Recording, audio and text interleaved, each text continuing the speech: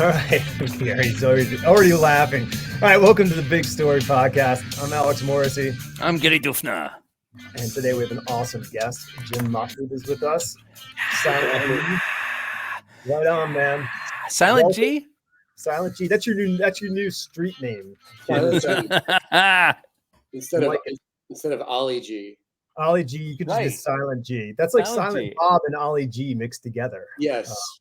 I if I would have known that we would have made that reference, I would have shown up dressed as an Ollie G type character. Oh my God. Look at that. With like the yellow jumpsuit and the skull cap. And you guys Oh, dude, come on. Either disturbed or... Let's start over. Yeah, I'll go to my closet. I'll hit pause. I've got right back. Outfit. Damn it, let's do this. Oh man. What a beautiful studio. Is that like where you work during the day in that space? Yeah, this is my living room, and my studio is right here. So there's like big bay windows on this wall. Oh, that's nice. And then I have a big table and then a drafting table, and it's just right there. I would switch the camera, but I don't. It's kind of trashed right now. No, I want to. And I can dream of that beautiful sort of setup. Like Charles Schultz's drawing table and chair, like some beautiful, classic. We'll just imagine it. Yeah. I did this on purpose because this is the nice shot. This is like the clean. It is really well curated clean back there. And then listen, no artist space is clean. Yeah. Let's just put it that way. Yeah. This is just for Zoom, what you guys are seeing right now. It's like for Zoom. Our curated world, like our curated tiny world of like people like taking pictures of their food at a table, like this very small thing is now it's widened out to like this sort of cone shape of our life, man. Yeah, it's tough. We got to be very careful. we have like 10 feet that we need to manage in our lives to make sure that we don't look like complete total wrecks. Right. Yeah, it's like I'm not going to show you the kitchen right now. No, but maybe we should demand to do these future interviews in kitchens with people. Really, just look at their sinks, and we'll go, Sink talk. The latest thing is everyone's really into sink talk. We're dishing. That's what it is. We're dishing. I like it. So you're in a great city. Portland is one of the really wonderful towns in this great country of ours. But how long you been there? About 4 years. Oh, okay, cool. So it was interesting. It was weird. I was looking for a break from LA. I had been in LA for 16 years. And I met this really cool dude online, this photographer guy, and he was like, why don't you rent my house in Portland and you can do month to month. You can do whatever you want to do. Super cool guy. So I got into this space, and then I only had about a year and a half to experience Portland. And then I was traveling a lot in 2019. And then when I got back from my travels at the end of the year, December, January, then the shit hit the fan. Right. And so I feel like I'm still kind of like figuring out the city and exploring the city because, as you know, for all of 2020, like none of us really left. Right. Yeah. And we're artists. We stay inside drawing all the time. So yeah. And I mean, I can't complain, man, because like my life didn't change that much because I'm inside drawing all day anyway. So, but it did affect like my ability to kind of absorb a new city and environment. And I feel like we're just me and my homies are just getting back to hanging out on weekends, getting out, going to bars, going to restaurants, going to see music. Yeah. So it was an odd time to move, not knowing like your new appreciation for a new city is going to be completely like interrupted. Yeah, it's like a delaying thing. Like you're just, like you're sitting for 2 years, like looking through like the travel guides of Portland, going like, oh, that sounds really nice. I hope that's still here when I get back, when they let me out. Yeah. Do you think it was easier living there than it was in LA for the 2020? Yes. Yeah. Yeah. Because in LA, man, I was living in a stacked apartment style Hollywood building situation. Yeah. And here it's like I have my own house, the neighborhood is quiet, everyone's chill. And so I could at least get out, go for walks, and I just felt slightly safer here. Sure. But you know, both LA and Portland erupted in rioting and Yo, man, Asheville was on the map for our riots. We're punching way above our weight, man. We got crews for our riots. That's crazy. You know what, Alex? In 2018, before I decided to move to Portland, I was in North Carolina for a Comic-Con, and then I got a rental car and went up to Asheville to check it out. Yeah. Because I heard so many great things about it. And I wound up looking at a couple houses, a couple apartments up there. But it was a situation where like I literally knew no one there. Right. And in Portland, I moved up here already knowing some of the comic book community. I had friends here that I knew I was moving into a situation where I had a friend group. And Asheville's really beautiful, but it just seemed like I'm gonna have to convince other friends of mine to move here if right. Yeah. It's funny because like when I first moved here, I didn't know a single person. Like my wife was the only person I knew when I moved to this town. And I was listening to this podcast for about a year or so. And one of the guys on the podcast is from New York City. And he was talking and they were kind of asking him questions, just as bantering. And he's like, "Oh, I live in North Carolina." Now he has this thick Brooklyn accent, so you wouldn't have guessed that. And I was like, "Oh, that's funny." And then they're like, "Well, where?" And he's like, "Oh, you would have heard of it." And I was like, And then it turns out he lives in Nashville. So I found his website and emailed him, and like we became best friends. Like it was just ridiculously weird sort of confluences.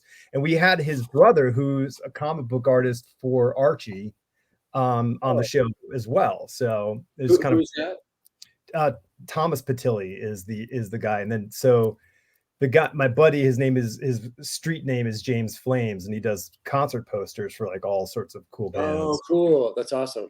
Yeah, it's a great gig. He's really good at it. And but like we've got a bunch of like Matthew Manning, the comic writer, is here. Hope Larson is here.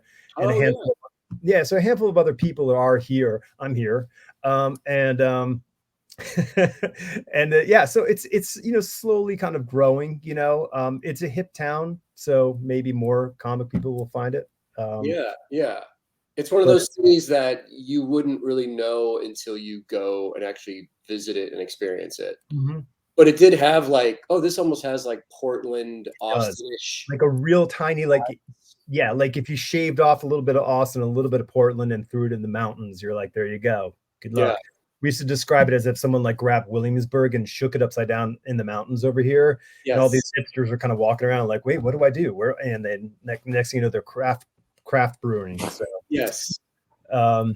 IPAs for days. For days.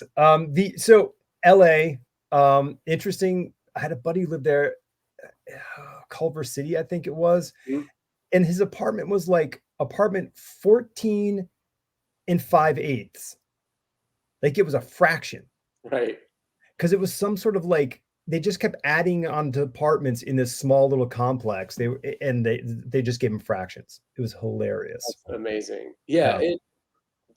I don't regret living there. I mean, I had a blast and made tons of connections for business and career opportunities. It's LA is a very specific lifestyle. I mean, if you're looking to move and like meet the love of your life and have children and have a house, I wouldn't recommend it. But I was in my late 20s when I moved there, and I was single and a total hustler as far as freelance art goes. So I went out every night and met artists and directors, photographers, filmmakers. That's the way to do it. Studio executive people.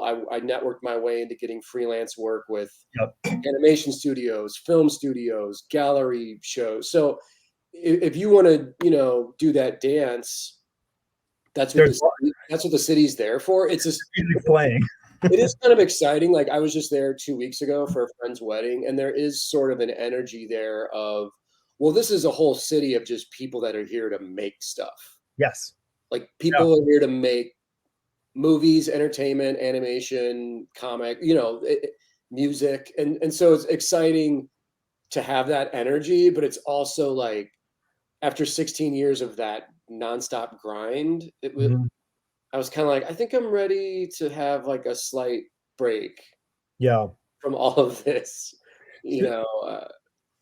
Here's a crazy question. You made me think about it earlier when you were talking about your space and working in it. Now I know the COVID might have changed this for everyone's sort of their personal record, but like, what's your personal record for not leaving your house and just staying there working? You know what I mean? Like, you just get on a tear and you're inside for how long? Like, what do you have? Like can you remember? Like, oh, I've been in for 3 days or whatever. That's a good question. Probably, yeah, like 3 to 4 days.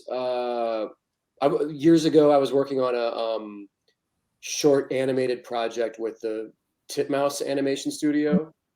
Yeah, we know. Like Big Mouth and stuff. I was working on some shorts for the relaunch of Liquid Television at MTV. So we were doing a show called Disco Destroyer. You can actually see the 2 episodes we made on YouTube. Okay. Me, Scott Mosier, Kevin Smith's producer, and Joe Casey created this concept together. But I took it on myself to do all the designs, all the character designs, and do all the key frames. Oh, geez. For both episodes. And each episode was only 3 minutes, 6 minutes of animation total. But dude, to draw every single key frame of every shot, I bit off like way more than I could chew. And so there was a time, it was like I had friends like deliver me food and stuff because I literally couldn't leave the drawing table for like 4 days. Sleep 5-6 hours. Yep. Get up, overdose on coffee, whatever. But it was just, I was younger and just didn't understand the commitment. And the Titmouse guys were like, dude, the directors have to have all of this like now. So, yeah. Because time's money with animation, and all their people that were working on my show were in-house. Right. We're getting paid per day. Yep. So if they don't have anything to work on, Titmouse is losing money. Yeah. So, long story short, that was probably my biggest, with COVID. I mean, I was at home alone for the first 3 months or whatever. But like, I mean, I was taking breaks, going on walks. But that aloneness, it does become strange. Yeah. I don't recommend it. No. It is one of those weird, like, comic book project crunches, and next thing you know, you're stuck inside for 3 days or 4 days, and you don't. I mean, well, that was in New York City, so everything could be sent to you. But it was just one of those things where you're like, I need to get out. Like, I'm just disgusting, and I need to be not in my studio. Yeah, it's important. I mean, I make the point of meeting up with friends at least once or twice a week to get out, have a meal. Yeah. Saturday, I met up with some buddies out here that are artists. Then we hung out, went to a bar, got lunch, hung out with our sketchbooks, drew, talked shop. That's another important thing, is I think you have to have that in-person interaction with other creators where you get to talk super nerdy shit, like what tools are you using, deadlines, talk the trade, because your normal friends aren't gonna understand this. Like,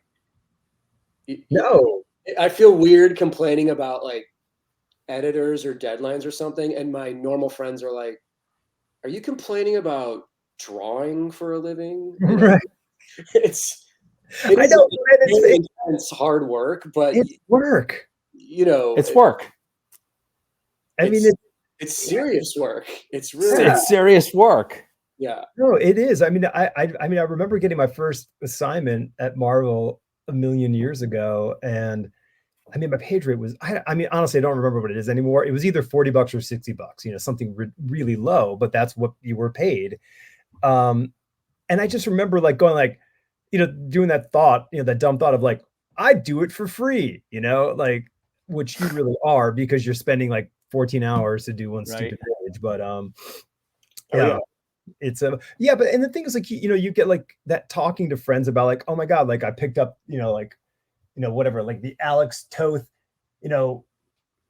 animated book, and then you spend like the whole afternoon going through that thing, and then like you might think, oh, I've wasted that time, but you didn't waste time. You were like learning something that you can bank and and regurgitate in some sort of like personal fashion. That's the best, man. Like on Saturday we spent like 2 hours just talking about Jamie Hewlett. You can talk about Hewlett for like 10 days, man. How like badass he is and his influence, and then the conversation went into Mobius for a while. And nice. Just you got to have that, because this is a very specific thing we're doing, and it the influence of it on pop culture as a whole is obviously like astounding and super far-reaching, way more far-reaching than I ever imagined as a kid or a teenager. But the actual nitty-gritty of comics and comic book art is still kind of this niche thing that when you find other people that can speak the language, it is like almost being in a secret club. It's oh, totally. Like it's one of those things where I mean, there's like that's why conventions are so great, is when you get to meet with somebody and have that dance. That's why this is great. Like I get to like talk to somebody like yourself who I haven't met personally, but we can sit and talk and get like all googly, like, and we're going to get googly on on Jamie, like this is our tribe. Yeah, it's just a thing. And like, and I don't even do this for a business anymore, but but it's in my blood, because it's like that's what made me who I am, like those comic books. So I mean, where did you grow up originally? Well, I guess I was born and raised in St. Louis. And then I left home when I was 18 and went to art school in Kansas City. Oh, cool. Wait, which the Kansas City Art Institute. Okay. And then after that 4 years, I moved to Arizona with a girl I was dating at the time.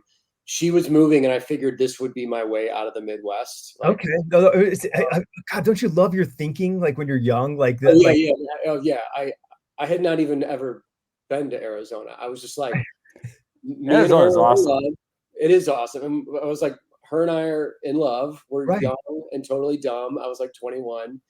Perfect. And my Kansas City friends were like, are you sure you want to leave? And I was like, yeah, I got to get out of the Midwest. So moved with her. Things did not work out with her and I, of course, but I wound up staying in Arizona for like 6 years because the music and art scene there was really happening. Oh, cool. And then 6 years of Arizona summers. Yeah, I eventually was like, screw this, and then made the move to.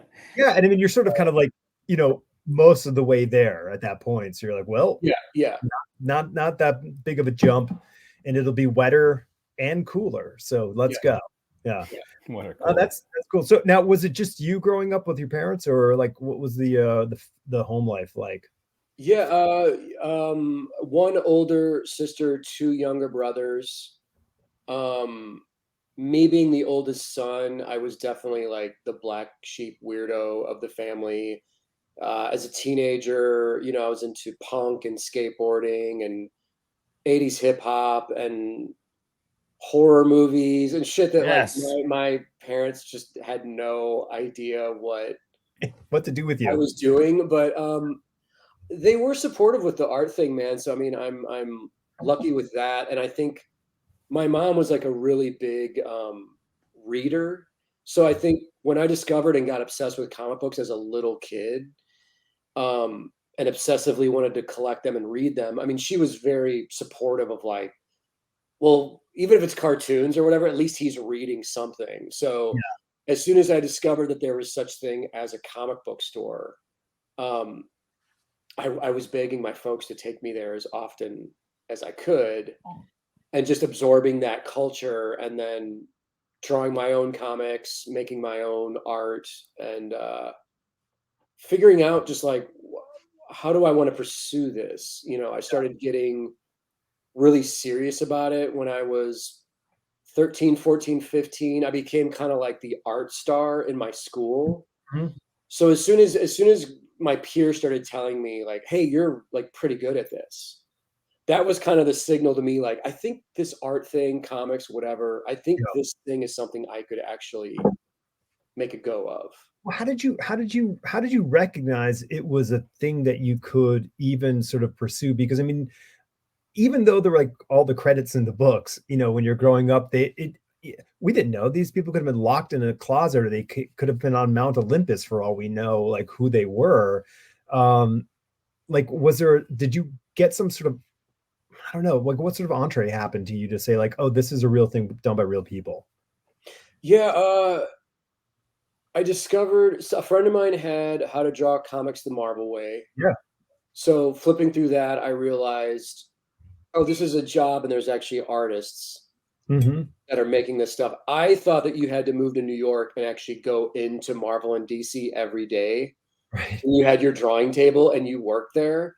And then as soon as I found out the concept of freelance and people working from wherever, FedExing the artwork in, that was a whole other idea. And then I got really lucky, man. And when I was 15 in St. Louis, there was two guys that had a publishing company called Artline Studios, and they were self-publishing black and white indie comics.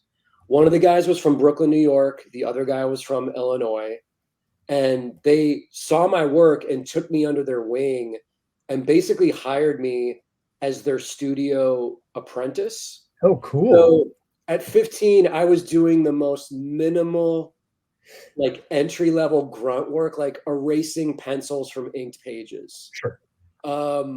Sharpening pencils. Gotta do it, man. Cleaning supplies. But the one main dude, Lorenzo, the better of the artists, the dude from New York, he's the guy who sat me down and was like, here's the tools that are used to make comics. You have the 11 by 17 Bristol board paper. You have the pencils. You have the ink tools. You've got the Winsor Newton ink brush. You've got a T-square. I didn't know about any of this stuff. Right. So I literally had a mentor that was 10 years older than me explain and show me how all of this was done. So I started inking his work, and then him and I started sending out samples of our work to all the companies just by looking at their address in the credits of the comics. Yeah. And then eventually we started getting in the car and doing road trips around the Midwest and going to conventions in Kansas City and Chicago and actually waiting in lines and talking to editors. And none of them gave us work, but just meeting editors face to face and getting a third party perspective, critique. Some of them were dicks to us. Some of them were really nice. Some of them were real brutal with the critiques, but Lorenzo and I were always open-minded enough to take it because, I mean, I wanted to learn, and I wanted to learn quick, and I wanted to figure out, how do I get in? Like, I'm ready. So if you're saying I'm not ready, tell me what I need to do. Right. Right. You were looking for like, hey, okay, so what are the dance moves I need to learn to be able to get on the floor and do this. So it's an easy sort of mental transition, I guess. I guess you could have said like, I'm just going to grind even harder, or go learn from people to, get better at this. And hence maybe choosing to go to art school might've been the choice for you. Yeah. And that was the next thing that happened. I wound up getting a partial scholarship to the school in Kansas City. Lorenzo and I did not wind up getting work together as a team, but then I got to college at 18 years old, and I met this cat, Mike Huddleston. Sure. Yeah, of course. 2 years older than me. And as soon as I saw his work and he was doing his own comics, it was like the top of my head exploded off my body. And I was like, I have to become friends with this guy and learn from this guy. Like, so Mike was my second mentor. Right. Mike was the best guy in the illustration program at our school. Everyone was scared of him because he was so good. And he was very shy and didn't talk to anyone. And everyone took this as him being like really angry. Sure. And antisocial. Yeah. And I just took it as, no, this guy's a genius, and I'm going to like crack that shell. Yeah. Nice. And I'm going to become friends with him. Sure. And so that is what happened. And I wound up becoming his inker for the comics that he was doing. And then him and I and another incredible artist named Nathan Fox. Oh yeah. Nathan. I mean, Nathan's all tied up with SVA for a while, or is he still tied up? Yeah. So he's like on the MFA program with them, I think, right? Yeah, he is. And so Nathan is my age. So Nathan, I met in the dorms freshman year. Okay. So we became buddies, and then me, Nathan, and Mike, and a couple other dudes all moved into a big, old, like dilapidated art ghetto style house. Awesome. And lived there for the next, 3 years of art school. But man, basically what happened was we had this factory in our house of guys just grinding away at comics and illustration, nonstop inspiration. We were all super poor, cliche, eating like ramen every night, peanut butter sandwiches, whatever, drinking malt liquor, drinking our 40s, right, smoking whatever weed we could get a hold of, music bumping throughout the house. And, I would just go from guy's room to guy's room and be like, what are you working on? What do you got going on here? How did you do that? How did you do this? What technique are you doing there? And man, when you're that age, 18, 19, 20, your brain can just absorb information so quickly and so deeply that in just the first year, 2 years of living with all those guys, I got better like at an incredible rate. Yeah. You know what I mean? So it was the biggest growth jump that I had in my entire life up to that point. Of like, if you saw my sketchbooks freshman year when I got to art school, and then my sketchbook 2 years later, it was this like monumental leap. Awesome. And to the point where Mike and I did start getting some work together as a penciler inker team, but then I kind of went in my own direction and was like, I'm also sorry. Damn it. But I was like, I'm also going to go in my own direction and start writing and drawing and self-publishing my own little zines and mini comics. Okay, so I want to dig into that because that's an interesting sort of, because here you are, you were doing the sort of the efforts, back in St. Louis, looking for work, so I guess more mainstream work, trying to find that thing. Then you go to art school and your head is blown with opportunity, or not opportunity, but possibility. And you find sort of like these really sort of like-minded and influential sort of, peer members, but you're like, hey, I want to do my thing. So what was the catalyst for that? Like, what was the model that you were looking, toward to say, oh, that's what I want to do? The career and life-changing moment was discovering Jamie Hewlett's. Okay. Yeah. So I mentioned him before, but this is 92 through 96 is like when you're in college? Is 93 to 97. Okay. All right, cool. All right. So yeah, you're sort of in the peak America sort of like love affair with Tank Girl era, because when we were in college was 87 through 91. Okay. And it was just coming over. So I would like, drive my friends crazy going, oh, let's go to this other shop. Maybe I can find a Tank Girl thing. Like I was just so obsessed with finding his stuff. So like you were right there when everyone's like, oh yeah, I guess we'll order that because it's really cool. And then now it's in the stores. So yeah, it was perfect timing because I had seen his work before, but not recognized it. And so a girl in my class had the very first Dark Horse collection of all the Tank Girl stuff, the original Hewlett stuff. And just flipping through that, it kind of like made a light bulb go off where I was like, I think this is the direction I want to go in, this level of silliness, irreverence. It's a big middle finger to pop culture, politics, other comics. This guy's obviously influenced by fashion and music and all these other things. And it's just so damn hip and sexy and cool and irreverent that's what I wanted to do. And then at the same time, I was having this discovery. Mike wound up getting hired by DC Comics to become the full-time monthly penciler on Deathstroke the Terminator. Okay.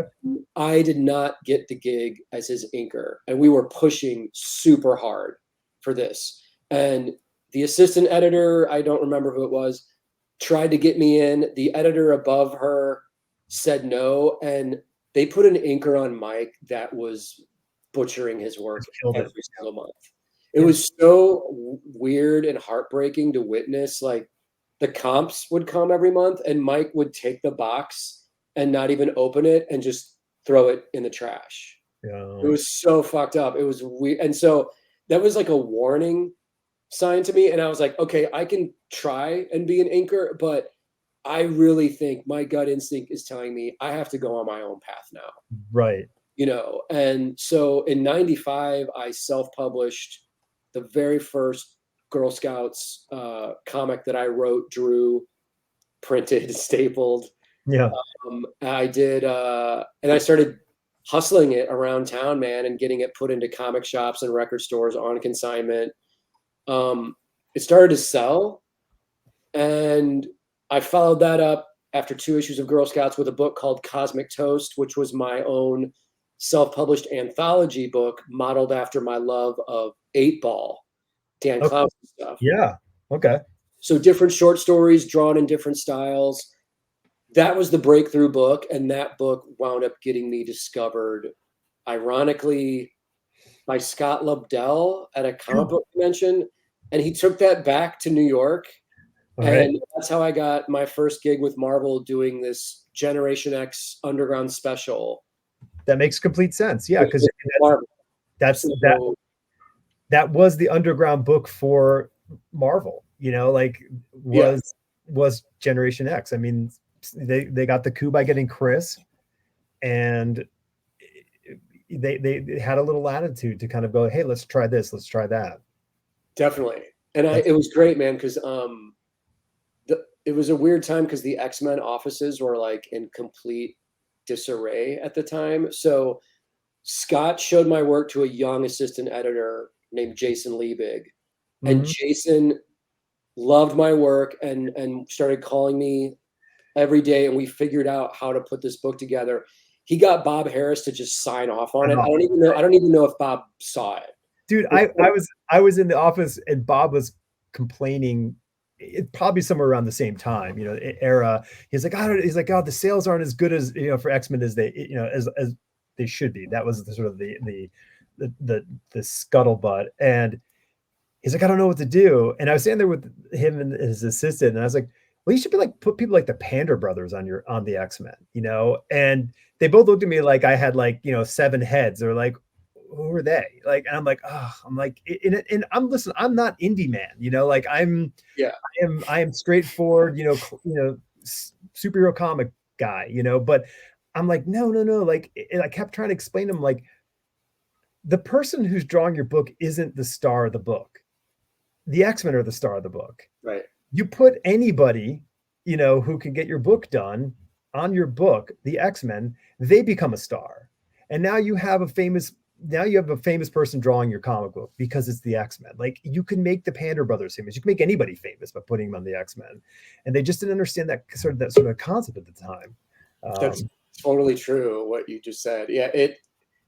So it was just so strange because, you know, I started making this book and I started getting paid by Marvel. So I was like, I guess this is actually happening, but I'm still in school. This is my senior year of college, and I'm going to school and going to classes, and I'm telling everyone I'm working on an X-Men book for Marvel, and everyone's like, get the fuck out of here. No, you're not. And I'm bringing in pages, and I'm like, and they're like, Marvel's not going to publish this, but like, people didn't believe me. And so it was weird because at the same time, I started dismissing my classwork. Yes. Because senior year was coming to an end, and I was achieving my dream. I was like, why am I doing an illustration for a teacher I hate for their class that I don't like, when I'm sitting at home getting paid to draw my own X-Men book? So by second semester senior year, I was kind of like fading out with classes. I still graduated. I don't think my grades were great, but I was it was just so weird because I was like, I'm already doing what I came here to do. Yeah, no, John Paul was the same way. Like the school just let John Paul do his comic books. You know, they're like, what are you going to do? It's like he's drawing at a professional level. Like he doesn't, you know, not that he doesn't need to learn anything. The guy was a sponge, but he also was like, you know, what are you going to do? Say, no, you really need to do this triptych painting that we need you to do, and not do that assignment, you know, for the publishing company. Right. Yeah. He was so damn good, man. Oh my God. So he was a freshman when we were seniors. And so he was in our dorm, and we were hanging out. And I had seen him and met him, so to speak, walking to the bathroom. You know, he would be sitting in the hallway with the big, like 14 by 24, you know, hardbound sketchbooks, you know, from Miami. So he's got like this sort of really colorful shorts on, tan skin, and a tank top, you know, like that was John Paul's clothes, and hair up to here. Right. And he's drawn away, and you would walk by, and then he would just kind of close his book and kind of like pull his cards in, you know. And it wasn't that he was I don't think it was that he was embarrassed. I think he was just very kind of like, not shy, but he just didn't really want to kind of like be caught out or anything like that. So I was hanging out with another classmate of his who happened to live like right down the hall from me. And he's like, oh, do you know John? And I'm like, no. And he's like, oh, and then so he runs away, grabs JP's sketchbook, and comes running back to me and hands me the sketchbook. So, and that, of course, JP comes, you know, following to get his sketchbook back and flipping through it. And it was just like, what the hell I mean, it was like, you know, getting someone hand you Michelangelo's sketchbook. You're like, here, take a look at this. And he's like 18 years old, and he could just draw like nobody's business. Yeah, just a natural. Was that that was SVA? Yeah. Okay, so I'll tell you a real quick thing. I had my heart set on going to art school in New York. So before I got to Kansas City, my dad was actually cool enough to take me to New York in '92 before I graduated high school, and we did tours of Pratt and SVA. Okay. But the problem was, and correct me if I'm wrong, if I'm not remembering this right, I had my heart set on SVA, but SVA does not have a central campus. It's various buildings spread out throughout Manhattan. And then the big problem was their dorms at the time were like in Jersey City. Hoboken. Yeah. So in '91 was last year that they were sort of like what I call stateside. So they were in a dormitory, in a YMCA up on the east side, and then also in this other building like in the Upper West Side. And then they had dorms where Gary State was over in Jersey City. Hoboken. Okay. And that was the sort of the group of them. And then after that '91 year, they just moved everyone over there, and that was the end of it. Yeah. Okay. So that was a major sticking point with sure. You know, I mean, dude, I was raised in the suburbs in the Midwest. So my dad's going into New York. My dad was like, you're not equipped to deal with New York at 18 years old. And then to make matters worse, we went we go to Pratt in Brooklyn, and the neighborhood outside of Pratt, it's all gated off from the neighborhood. But the neighborhood outside of Pratt, the day we went into the tour, there was like crack deals going on right outside the school. So my dad, you know, we had a blast in New York, but my dad is just like, I just don't see you being in New York at 18 years old on your own. Yeah. Like it just isn't, you know, I just didn't have the street smart. So the compromise and getting money from Kansas City and just a 3.5 hour drive from St. Louis, that was the happy compromise I reached with my parents. And it was still good for me because I couldn't wait to get away from them and their influence. Yeah.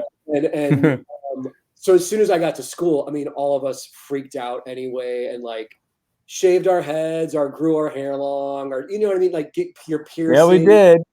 So freshman year, the first couple of weeks, it's so funny to see all the freshmen just like freak out and try and start to become who they want to become. Yeah. Right. That was a big thing for me. And you find your tribe, and that's kind of what happened with, like I was saying, with Mike and this crew of guys, and then scoring my first big gig. I graduate, I move to Arizona, and then I go to San Diego Comic-Con that summer, 97. Okay. Yeah. And I meet Bob Schreck, who just formed Oni Press. Sure. I meet Bob and I meet Kevin Smith, and then I get hired to do that's awesome. the Clerks comic book with Kevin. Right. So boom, X-Men, and then boom, Clerks. That was the big. That's big. Yeah, big. And they're marquee names. Like you can walk into almost any meeting with those names, and people are going to know what you're talking about. Yeah. So that, man, it's really, talk about being in the right place at the right time. It was that San Diego show was like the best move I ever made. And it was funny because I was still finishing up the Gen X book for Marvel. Okay. Jason Liebig, my editor I was working with, I was crashing in on the floor of his hotel room. Sure. That's what everyone does. Yeah. I was still super poor at the time, but he was like, come to San Diego, show your work around. I'll introduce you to a bunch of people. But it was even the same thing as school, man, where I was handing out photocopy packets of the Gen X book to every publisher. And every editor was looking through the samples like, Marvel's publishing this? Like, people thought that I was either crazy or just making this up. Right. Sure. Right. Well, maybe if you look at it, because Epic really wasn't doing anything at the time. Epic was like, I think Marie was handling the remainder of the printing of Akira with Epic through the 90s. Like that was really what Epic kind of hung around to do. Maybe there's a handful of other things, but it wasn't what Epic was in the 80s. So so you weren't seeing, Havoc and Wolverine, stuff coming out, in the 90s. So for your artwork style to be sort of like with the Marvel, the blue line paper, they're like, because sure, what a great scam. You just draw on any, on Marvel or DC paper and say, like, hey man, this is happening. They're like, really? Yeah. That's hilarious. Yeah. Yeah. It's like, how did you get the paper? Right. Exactly. That becomes the big thing. Everyone asks that question. But like, so, and to anybody who's, who's watching or listening, who was around or what, has been to San Diego, which is, phenomenal show. San Diego in the 90s and before, it was the convention. You went there and you made connections and you made industry connections and you got work. Like that's what it was. You met people. It was a trade show for the business to get business done. It wasn't this sort of song and dance routine of, hey, check out our movie or TV show kind of thing, which great that exists because it's been huge for the, for the sustainment of it. But it was amazing, man. You would meet Bob Schreck or you'd meet anybody. Completely. No, you're totally right, man. And that was the main function of the show. Me and my whole crew were kind of, I don't know how you felt about it, but we were all kind of heartbroken when all the Hollywood Hall H stuff started happening in the early 2000s, when the big, because I moved to LA in 2003, so I was already around Hollywood stuff and billboards for movies. So I personally didn't care about seeing that promotion, seeing that presence at what I considered to be my sacred comic book show, the show that really broke me, that broke my career. So San Diego is like a very sacred thing to me. So to see it become less and less of the pure art comic book show and a way to like make connections and get work, it was a strange transition for me and all my friends to witness. It was weird. Yeah. So just going back a little bit, because your sort of declaration to Mike was, I'm gonna write and draw my own comic books, and you made your zines and you made your anthology, but then like that hooked you into sort of the mainstream, and you're on that route. Like what was your sort of internal like were you so young and so just like excited about being on the treadmill of the business to not go like, oh, but my personal project or my thing, you know, like, was there that, or did you just go like, woohoo, it's happening? It was a little bit of both of that. I mean, at the time, I mean, I was saying yes to everything just because I thought, what if this is my only shot? What if this is the only time people want me and are offering me work? Sure. So, but dude, the beautiful thing was starting with Gen X and Clerks, two big books. Clerks led to my relationship with Oni Press, and then Shrek immediately offering, well, why don't you write and draw your own thing here at Oh, Oni? cool. Because Yeah. your work, you know, people like your art style. So I brought my creator-owned Girl Scouts project to Oni and did a 4-issue miniseries that was like 98 going into 99. So I had a relationship with those guys. And then in 2000, 2001, suddenly I started getting work at Marvel because Brian Bendis got super popular there. And I knew him from like the indie scene from when Yeah. he was doing like Torso and stuff. So I knew him as like a Caliber Press guy, like Right. back, you know what I'm saying? Like back in the day. So when Bendis got huge, he used his clout to bring all these indie weirdos into Marvel in the early 2000s, especially with that book, Ultimate Marvel Team Up. Yeah. So I got to draw an issue of that he scripted. And then Axel Alonso, the editor, wound up giving me some other Spider-Man one-shots and miniseries to work on. So it was weird, man, to suddenly have this real comfortable back and forth of like, I can do a project for them, I can do a project for me, I can do some freelance stuff in the music industry over here, do some album covers.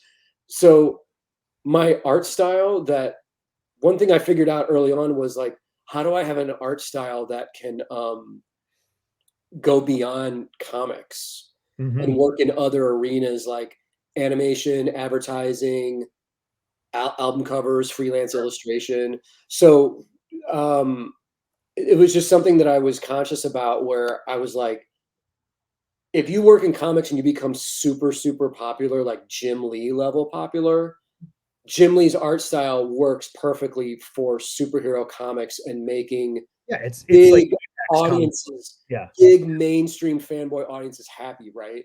But Jim Lee's art style probably won't work for maybe an album cover for a hip hop group no. or something. So I tried to keep enough underground indie sensibility in the actual art style I developed that it could work in comics, but also work in these other arenas.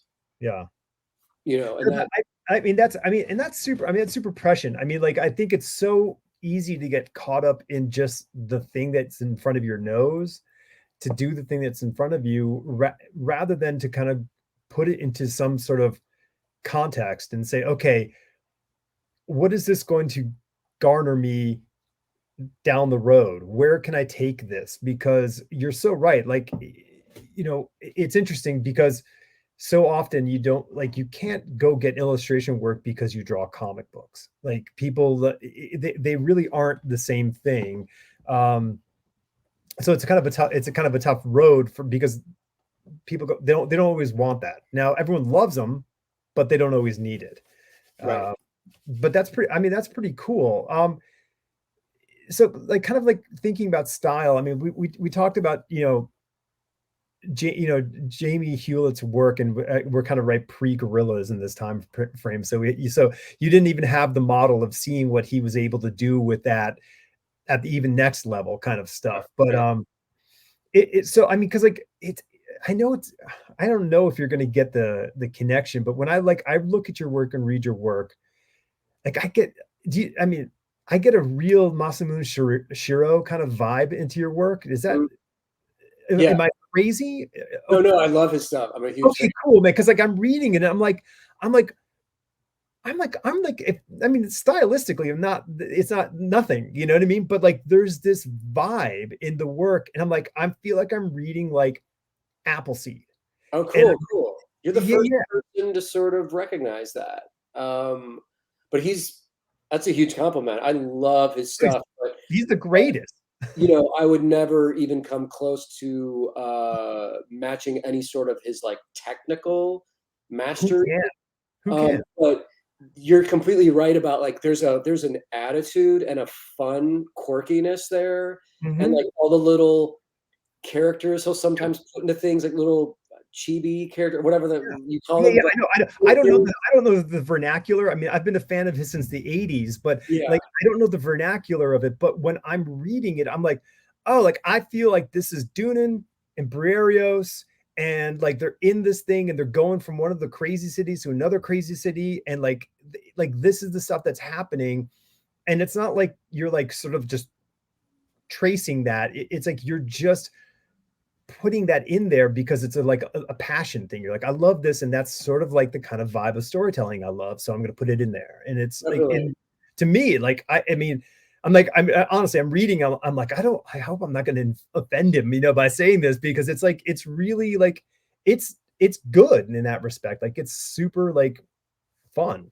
Thanks, man. Yeah, no, it's the playfulness, and it's the like his ability to just draw the shit out of anything, but in the next panel, the character is suddenly this super cartoony character, where it's like, wow, the freedom. And that's what I got out of Jamie's work as well, is like the freedom that these guys have to just be themselves, do whatever they want to do, where at the same time, man, in 93, when I discovered Jamie's work, the image style, the Jim Lee, the cross hatching, the ultra tight ink work, the muscle people, that was still a thing. I mean, it was kind of phasing out a little, but that to me seemed like so restrictive of, we've already seen that for the last couple of years now. Like we've already done that. Like these other guys more on the indie side of things, like Jamie and Hernandez brothers, Dan Klaus, Evan Dorkin, early 90s, Simon Bisley,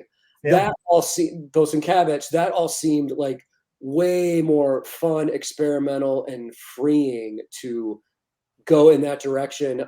Even Keith Giffen, Trencher and that kind of shit, that was all stuff that I was looking at that on top of Otomo and Shiro, that I was like, these guys all seem to be tapped into their own unique energy when it comes to their work.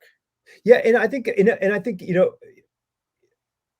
I'm now kind of seeing it in a different light in that sense, because doing the books and listen, there are unbelievably great, talented comic book artists doing amazing comic book work in the mainstream fashion, but the way that they're telling a story is fitting within the sort of the confines of what we all sort of accept as mainstream comics. And what you're calling out as examples, Bill being probably the biggest name in the mainstream section of that all, is being able to do it in their own fashion and tell the story with this sort of like bursts of energy and playfulness that the mainstream doesn't afford you. And I think when Chris Bichello moved from DC over to Generation X, he brought that with him, like and he was able to kind of make a very lighthearted but yet very dark storytelling, which was necessary. I mean, and I don't know whether, Scott to be honest, it had to have been Scott, because Scott probably said like, okay, like what Bill did with the New Mutants was revolution, and I'm kind of doing the New Mutants of a decade later. So I need to have someone who's going to be able to have some legs to be able to spread and go that way. So, and I think that's really cool. I mean, and I it's so interesting because you're like 8 years kind of younger than us. So like when you sort of became aware of comics, Bill had already done Moon Knight, Frank had already done Daredevil, like the Dark Knight was a thing, Ronin was a thing. Like these comic books were everywhere, the Teenage Mutant Ninja Turtles. So you're able to kind of like step into the spotlight of indie look to comic books, which probably was so good for your brain in that sense. Oh yeah, yeah. It was well, as you know, I mean, the industry was going through the implosion after Yeah. the Image and Speculator bubble burst. Yeah, I was there. So, It sucked. so that was another reason to just completely go off of my own direction, because anyone who looked like a Rob Liefeld or Jim Lee clone, it's like, I don't know if anybody's getting any work. Like, you got to kind of carve your own path now. Yeah. Through all this, because when I was telling you about waiting in lines to show editors stuff, Mike Huddleston and I were also doing that from like 93 to 96 as a penciler inker team. And one crazy thing is most editors would say to us, you guys, there might not be a comic book industry in like a year. Yeah. You seem really talented. You might want to figure out something else to do with your art, with your talent. And Mike and I are like, what the fuck? Like, we've spent all this time working on pages, making samples, and now the comic industry is coming to an end. I mean, this is something that like every editor said to us. Yeah. Was, yeah, there might not be comics in like a year or so. And so, I mean, I think people have been saying that doom and gloom stuff since like the beginning. But so if you're a young artist right now watching this and someone says that to you, don't worry about it. You'll be fine. Yeah. But you also have all these new resources where you can just make your own stuff, and it's magic. Put it online, crowdfund it, and boom, you have a book. You're making comics. It's unbelievable. So, completely different options at this point, you know. But yeah, I hope I didn't get us off track. But no. There is no track. It's just we're just, good. No, so it's 2003, and you're almost like a decade early for what is the sort of the current model, which is have an indie project that is well profiled and people are buying, and noticing, and do mainstream work. And you're going back and forth between, because the old model was go back and forth between Marvel or DC or Marvel or Image or whatever it was. But now it's like you can kind of have your cake and eat it too. With the two, and you kind of, one needs the other, because not everybody knows about Girl Scouts, but they'll see you do something for Marvel and they'll go like, this guy's great, and then they're like, oh, but he has an indie book, I better go check it out. And then they go off, and go buy your book, and then next thing you know, you have a fan, and woohoo, life is good. Yep. So that's pretty cool, because I mean, how did it feel for you at the time? Because because not everybody was doing that in 2003. Yeah, it just seemed like, again, I mean, I was still in that career path of like, I'm going to say yes to everything. Yeah. So anything that's offered to me, Axel's hitting me up to do a Spider-Man thing at Marvel, of course I'm going to do it. As soon as I finish that up, if I can do another miniseries or something at Oni, of course I'm going to do that. Freelance work on top of that. Eventually, after Shrek left Oni, I brought all my creator-owned work over to Image when Jim Valentino was still the main publisher there. Yeah. And Jim and I clicked like immediately, because he comes from indie comics. Yeah. So as soon as I met him and pitched him, he's like, "Oh, dude, come over, do whatever you want here. Like, you'll have a home here forever." Right. So nice. That's kind of something I established with him around that same time, 2003 or so. And since then, man, I mean, I've always been able to maintain this nice trajectory of working in comics, doing professional illustration work, showing in galleries, freelancing in the animation world. So it's like, I don't make a living doing just one thing. I have like 8 different things that I'm always doing. But it's safe, because comics are going to dip, music's going to dip, something's going to dip. And if you have a couple things, trickling in, then you're like, okay, cool. I'm not like, crying because I can't, pay the rent because of this. Right. It's almost like you learn how to set up like different safety nets for yourself around everything that's going on, where like what you just said, like, well, if the comics thing isn't happening right now, maybe I can go work on a illustration project over here. Or I've done lots of freelance character design for animated stuff over the last couple of years. video game stuff, loading screens for Fortnite. Okay. That kind of stuff where, I mean, I'm sure you know, but like, video game stuff pays great money. Oh yeah. So anything outside of comics makes great money. Yeah. Isn't that the kicker, man? That's the thing that like, it kind of drives me crazy because my heart and my love is with the comics first and foremost, but you have other people coming along offering serious money, and I'm not going to say no to that because I mean the beautiful thing about that is that I think the validation, while you may not get the validation through the sort of the work that you really dream of doing, you're getting validation from outside of the industry saying, we really dig what you do. And we want you to bring some of that magic over here and whatever it is. And that's really cool. So what Gary's doing here, I'll have to explain it to you. I don't know if you know, Jim. Is drawing? Yeah, he's drawing. But Gary's good. He's doing what we call mashups, and he with guests he likes to take he likes to basically insinuate his comic characters from his comic book into our guest comics. That's awesome. And come up with these pretty clever things. That fill is a unique fill I've never seen you draw before, Gary. It's looks like Jim's Silent G MAHFOOD work. Yeah, I dig it. I know the girl is from Treyarch. I did that character for their offices in LA. The main girl with the guns. Yeah, I love this. She's amazing. Adding that zipatone, dude. That's my thing. That halftone. Oh yeah, this halftone is amazing, dude. Awesome. Yeah, halftone away. It's a brush, man, in Photoshop. Yeah, I know. It's, you know what though, man? As of like just recently, like I'm still zipatoning, cutting it by hand. The actual. Oh my god.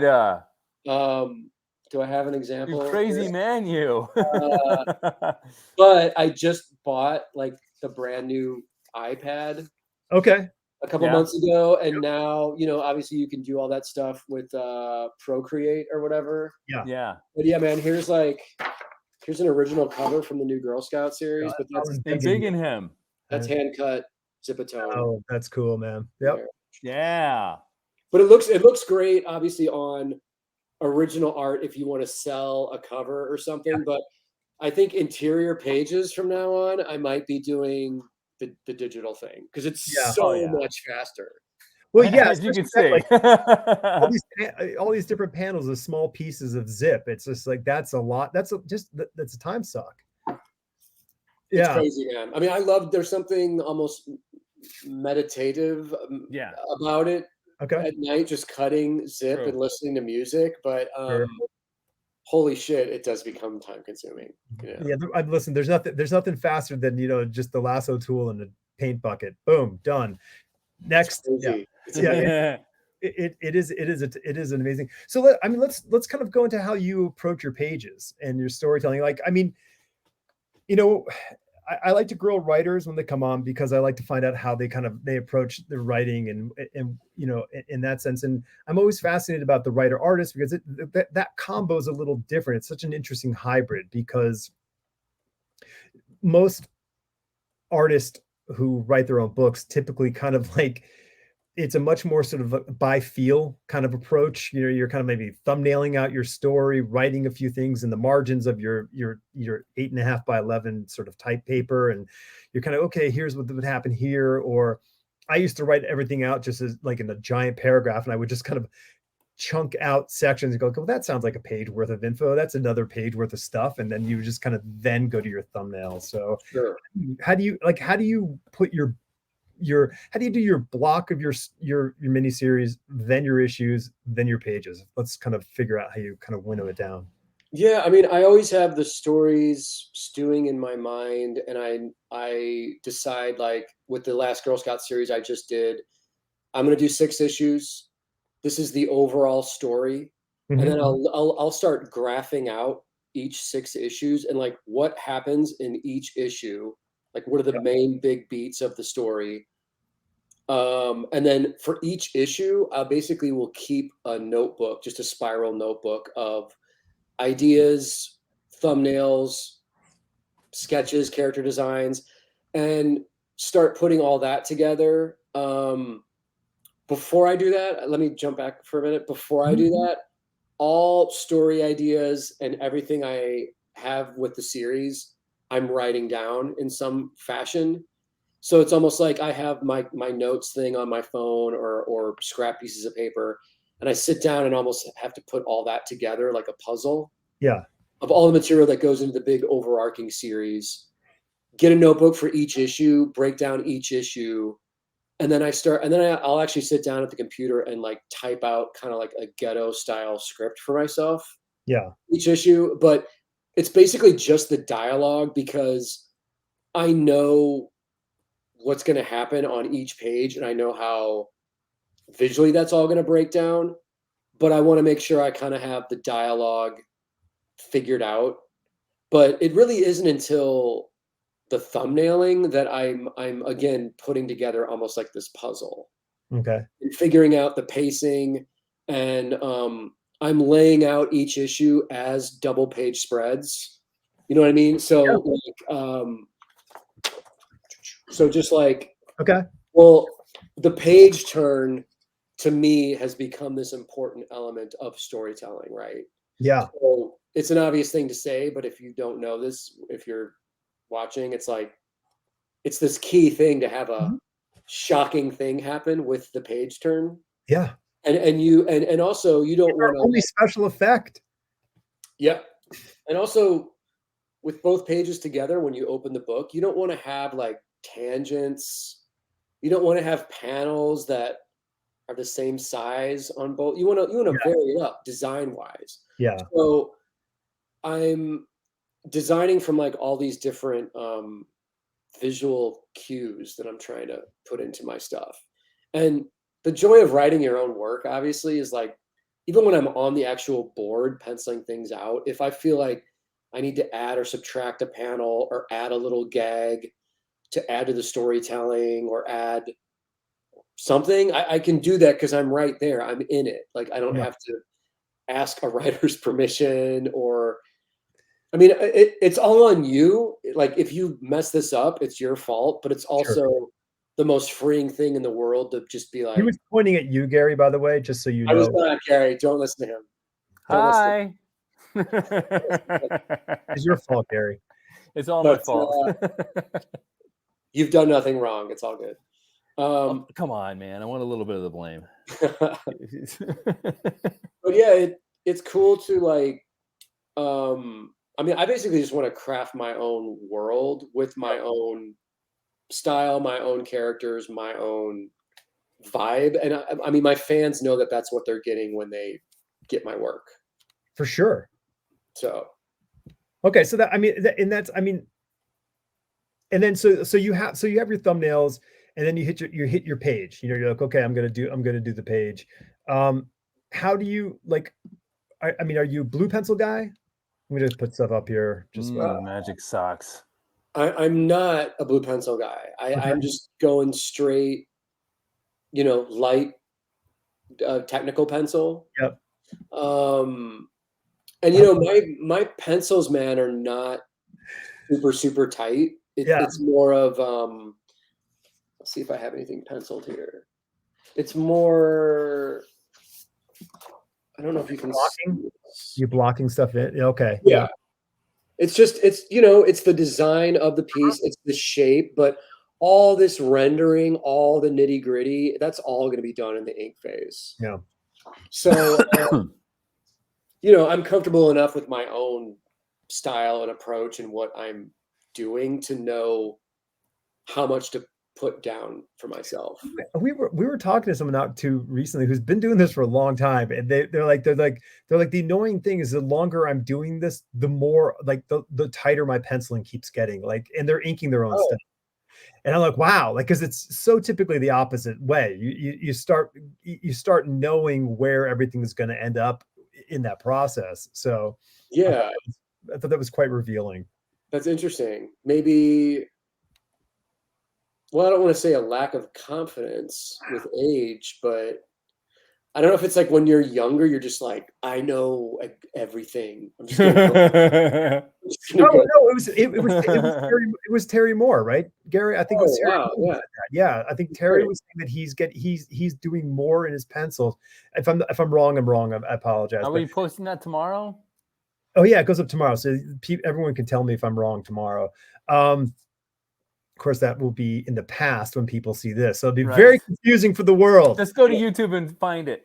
Yeah, but yeah, I think Terry was saying, like, he was he's finding that he's doing tighter and tighter and more, and I don't think it's a control. I think for him, it's just, I think he's just seeing more. Like, I think he might, and he might be enjoying it. I don't know, but I totally get that, and it was a very, I don't know, like, when you were exposed to that kind of level of skill when you were younger, and when you first saw someone who was doing less penciling, but their artwork didn't look like, they weren't doing that sort of detailed work, and you go, how do you do this? Like, it felt like wizardry or something at the time. Totally.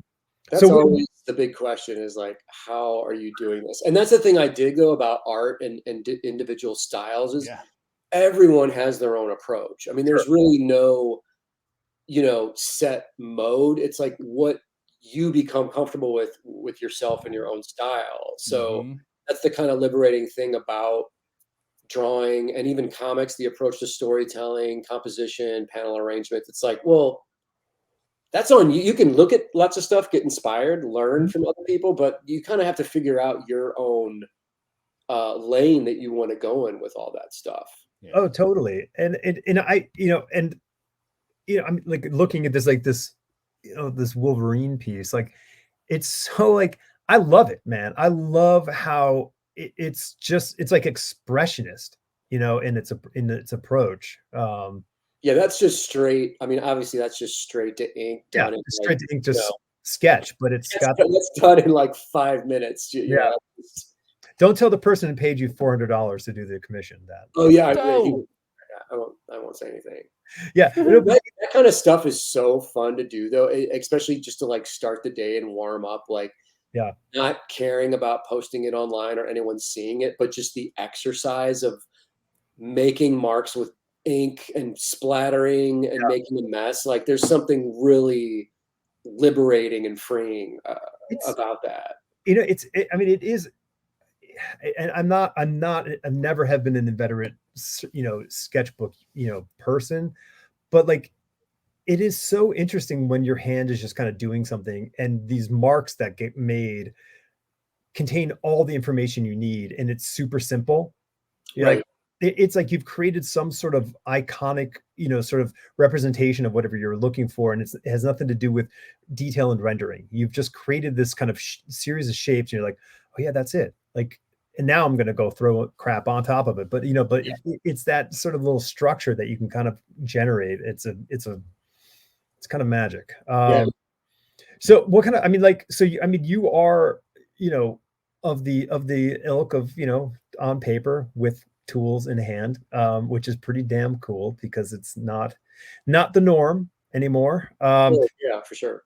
And it's so, like, what are the chief sort of inking tools are you using? Are you using, like, do you use brushes and brush pens? Do you use, or are only you using ink, and pen and brush? Like, how is your my go-to is I'm using those Pilot Parallel pens. It's a metal tipped calligraphy pen. Okay. So I'm using that for most of my line work. And I mean, it's like drawing with a square wedge. Sure. Where if you turn it, you can draw on the point of it and get a super thin line, but you can also twist it and draw on that fatter side and get that nice thick line. So I'm using those. I empty out the cartridges with those because they come with not waterproof ink, and I fill them with Rapidiograph ink. Okay. So it's waterproof. You can paint on top of it. Super thin, like super.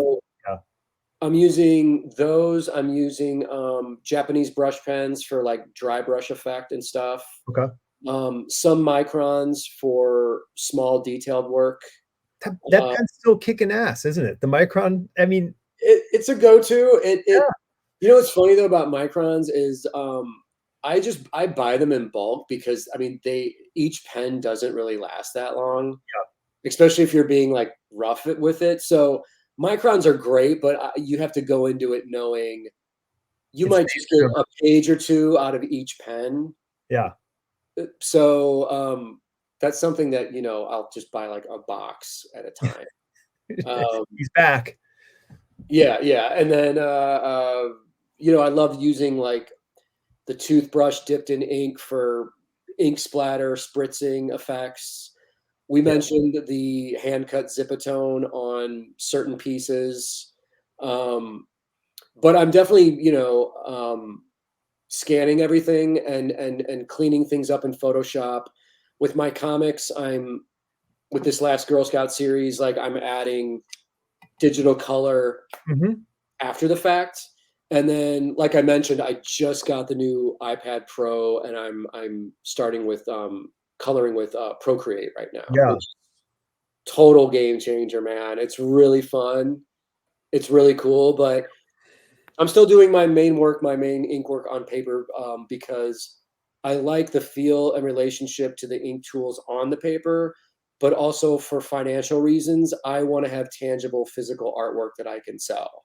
Yeah, it's so interesting. Like we were at an art opening this weekend, and I was having a really great talk with sort of kind of a tech-based artist up in DC, and we were discussing like, and I for years, we were wondering like these people doing digital comic book artwork, and they're doing amazing work in this environment, and I thought like, how can they like the half of your income, as a comic book artist comes from your originals and doing that work. And I kept thinking like, how can there be a way to get people, like you can do a digital sketch and sell it to somebody and it has value versus, and of course, like the NFT comes into play and it sort of like corrupts the whole purity concept of like my idea of like just the simple economic trade between a maker and a person, like now you have a file that's your file and you print this thing or whatever you want to do with it, have fun with it. But now it's like, it's an ugly word, it seems, at this moment we're, kind of effacing. So, yeah, I mean, I do, when I do any work, it's on a digital tablet because I just don't, it's so much more convenient. Oh, sure. You know what's funny, man? I've had friends of mine that converted to strictly digital with their comics, but they told me they're supplementing their income. They can't sell original art, but now that they can work twice as fast digitally, they're producing twice as much work. So that means they're getting paid that much more. Right. So if, for example, if a guy worked practically and could only do issue every 2 or 3 months, well, now he's digital, he can do a full book in a month. Yeah. So now he's able to do monthly comics, he's able to make that rate. Yeah. So, but again, I mean, every artist is different. It does depend. But I enjoy having the originals, and I have an art dealer, my buddy Inky Knuckles, my buddy Cam, he's on Instagram, but we follow him. We have a great thing going where he has a built-in client base, and I do commissions, and I also have all this art over here for like variant covers, different things I've done, and I just send it to Cam, and if he can sell it, he can sell it. Yeah, no, and it's great, and like, everyone, every artist wants to have an agent who's, making money for them, so fine. If someone's going to make money, they're worth every percentage of that. Give it, take care of that business and make it happen. Yeah. Yeah, I mean, and listen, I mean, I love working in a digital environment because of the flexibility that it provides. But man, I don't know if I don't have any nostalgic thoughts about sitting down at a Wacom tablet and staring at a glowing image. But I have many fond memories of sitting at a drawing table, with a straight edge or a pencil or whatever the thing is, making a piece of something. So, maybe people, maybe you'll have that, digital Zipatone memory in your mind, 5 years ago. Going, yeah. Oh, yeah. It's crazy though to be able to like travel on a plane and color work now on the iPad Pro. Like that's a huge advantage. That's But I think for me, my formula I figured out is what I've kind of explained of like, well, you can have the analog and mix it with the digital. Like, Yeah. it doesn't have to be one or the other. Like, I can still draw on paper, do the post-production, the coloring on digital, and still have the original art, the tangible thing. It's also cool to have the original art at conventions and have people actually come to your table and flip through a binder, big 11x17 art, and see the Zipatone cut on it, and that makes an impression on people. So looking at old comic book pages when the lettering was on the page, you're like, oh, it's so exciting, you know. Like there is a sort of a, you know, we do. I mean, listen, we're tactile beings, you know, and so we do respond to the physical thing and the dimension that's on the paper. You know, I remember being a smart ass, you know, high school student, you know, going to the Van Gogh show for the first time, you know, back in the 80s, and going, whatever, I've seen all this stuff before, you know. And you walk in and you see this paint just like coming off of the canvas, you go like, oh, like this is a thing. And it, you know, and it changes your life. So especially with oil paint, man, like the colors on a screen or in a book, you're never going to get the same as seeing it in person. Those colors pop off the canvas. It's I'm a big fan of Basquiat's work. Sure. And I only saw his work, you know, on through screens or books, whatever.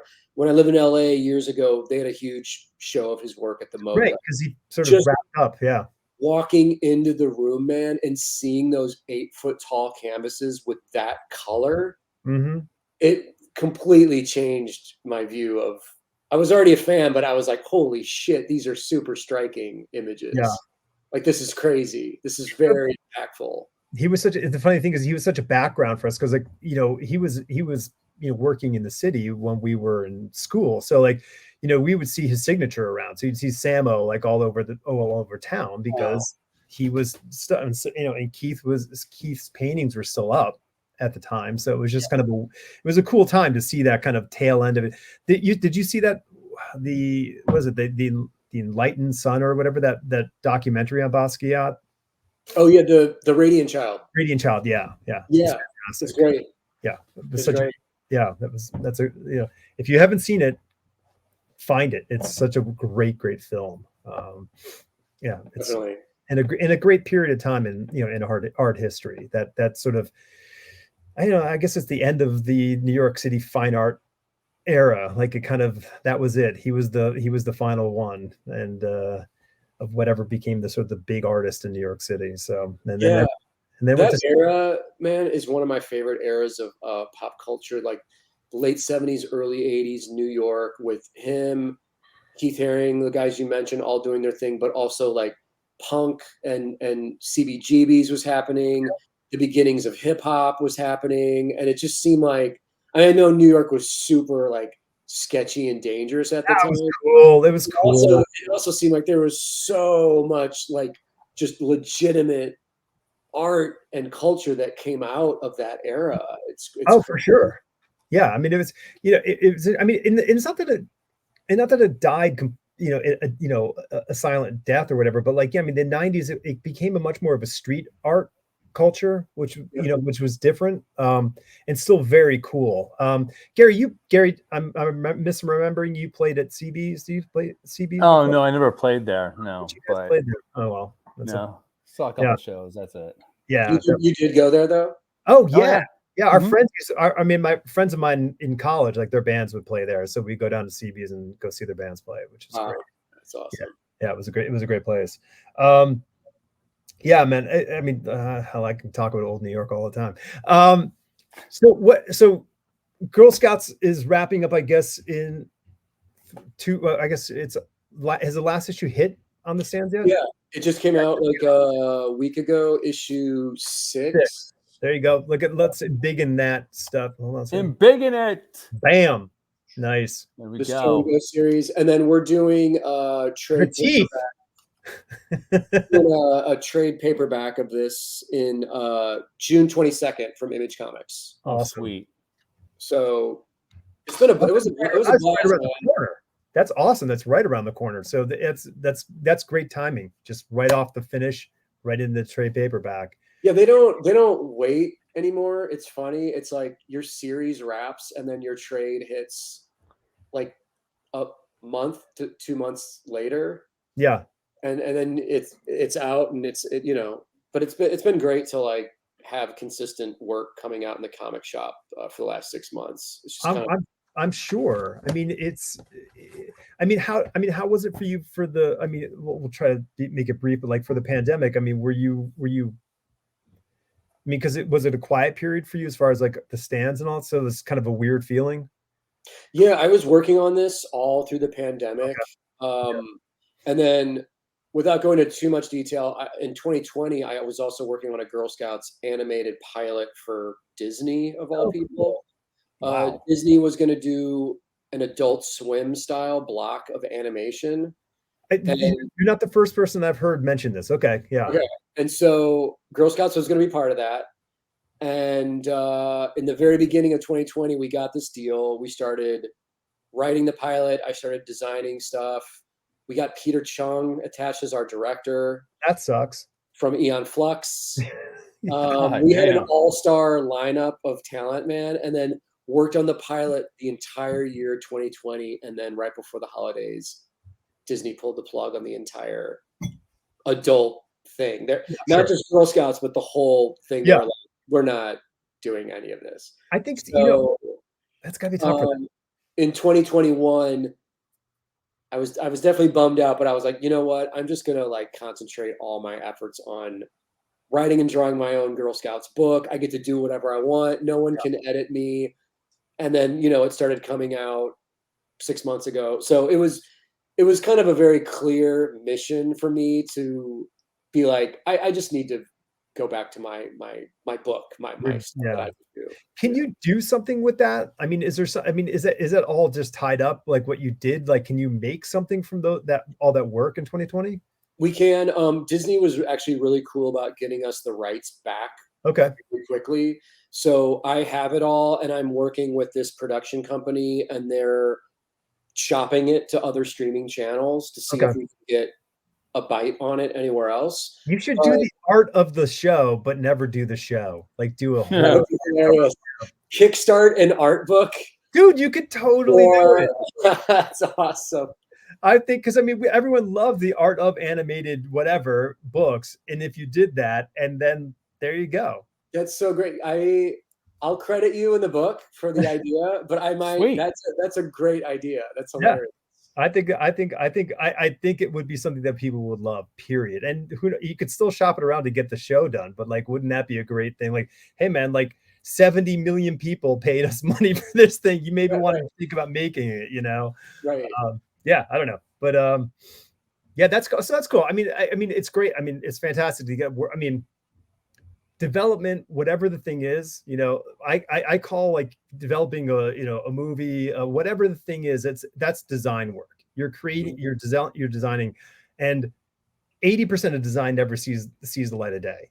It's just the nature of design. It's just a thing that is a generator, and then maybe a sliver comes off of that, and you can make something from it in the long run. But that's kind of part of the deal. Oh yeah, and you have to know to like not get your hopes up too much with any sort of Hollywood stuff. Like, unless you're signing the contract that says you're making season 1, just signing the contract that says you're making a pilot. Yep. And you're getting this money. You're getting it.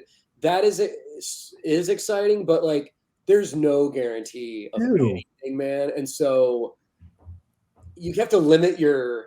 Yeah, sure. I guess it's got to be. It's terribly hard. I don't, I've never had to do anything for that type of work. But when something big comes across your table, it's hard to not get like, well, this could be really the thing, and you have to keep going. Okay, we get back there. I got to get this done and do the next thing, But yeah, it's my attitude is like, my thing is like, I always try. I always put 100% into every opportunity. So when they passed on the show and all this, like, me and my writing partner, I told her, I'm like, you know what though? We're bummed out, but like, we gave this 110%. We did our best. We delivered a script that everyone liked. this is in-house at Disney. This is their problem. This is their mistake of passing on this. But like, we did our job. We did. Like, I can rest easy knowing like we crushed it as hard as we could, man. If they don't get it, then they don't get it. You know, it's a great idea, but it may be the wrong brand in the terms of Disney. Like, it makes sense, but I think Disney has a very hard time outside of Disney. So like, I mean, because Marvel is really like edgy for DC for Disney. So it's a really so they have a lot of there's very thin ice that they skate on because they've made a very, you know, closed world. And you know, so it's a tough thing for them to have to negotiate outside of that. So yeah, and something will happen of it. Whatever. I'm going to see this art book. I can't wait. So the art book, that's going to happen now. That's going to be the jam. So the trade paperback comes out early June. June 22nd. 22nd. That's not early June. That's late June. That will be here before you know it. I know. Yeah, that's good and bad, right? Are you doing any conventions this year? Yeah, I was also going to mention, so the trade comes out on June 22nd, and then that weekend I'm at Heroes Con in North Carolina. So am I. Well, I'll see you there. Oh, Here's by. Nice. Oh, Nick, and another one, Nick Filardi, colorist. Yeah. Nick is great. Yeah. So the Asheville list of comic book artists is growing. Oh, cool. Okay. So, creators. Well, I'll see you next month then, man. And then I'm also doing, I believe I'm doing Emerald City is in August, and then New York in October. Okay. Very cool. Which I do New York every year because that's my favorite show.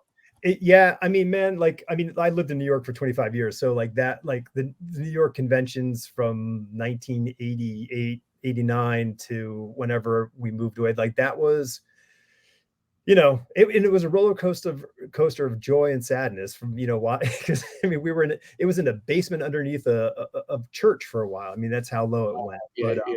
It was, you know, it was fun. What was I gonna? Damn it! I was gonna mention something to you, but we'll. Oh yeah, what size T-shirt do you wear? Medium. Okay, good to know. I mean, just random question. Just yeah. I'll accept any and all gifts. Hell yeah! Relating to free apparel. Yeah, free stuff. Yeah, cool. Well, I'm gonna. Are you good, man? Was this good for you? I had a blast. You guys are awesome. Cool. This was great. You're awesome. Thank you for having me, and let's do it again. Yeah, absolutely. All right. Well, I'll take this away. Phil is usually the one who takes it away, and I'm not good at taking it away. I'm good at bringing us in, but not so good at taking us out. So it's just the nature of things. I'm not good at ending stuff. You know, you ask all my ex-girlfriends. Just asking questions you're good at. Yeah, you rocked it, man. You did great. All right, Jim, thank you for joining us. This was an absolute pleasure. Thanks for having me. Appreciate it. Can't wait to see. I'm going to go pick up the trade paperback. Everyone should pick it up. And don't hurt your back. You know, like, subscribe, etc. and so forth. Follow Jim. Just go to his website. It's down there. And we'll see you guys soon. With a silent G.